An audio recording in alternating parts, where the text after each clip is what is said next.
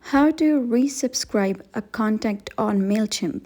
Hello guys and welcome back to our channel. In today's video I'm going to show you how you can resubscribe a contact on Mailchimp. So let's get started. You can see that this email has unsubscribed to the Mailchimp. So what you got to do is click on this box over here, and after that click on the option email subscription. Here you'll be able to see edit email subscription status, and you can see one has unsubscribed, so you got to click unsubscribe. That is, contacts must have given explicit consent, and just click on subscribe contacts.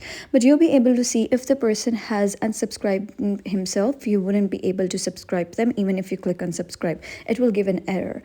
So what you got to do is share the URL of the email to that person through email, and when that person accepts that invite, then they'll be subscribed. So what you're going to do is click on sign up forms, and over here you're going to select the form that you wish to send to the person. So over here just scroll down and select the form that has been published. So for example, this is the form that has been published.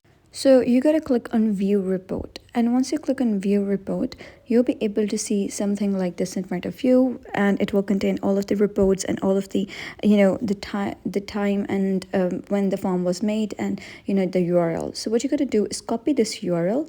So just copy it and send it to the specific person through an email or message, and then the person has got to click on that, and once they do and accept the invite, they'll have automatically subscribed to this. So what you got to do is just go back to all contacts, and here you can see that when you scroll to the right, the person has subscribed because they accepted my invite. So that was how you can resubscribe a contact on Mailchimp. If you found this story helpful, give it a thumbs up and don't forget to subscribe. I'll see you in the next video.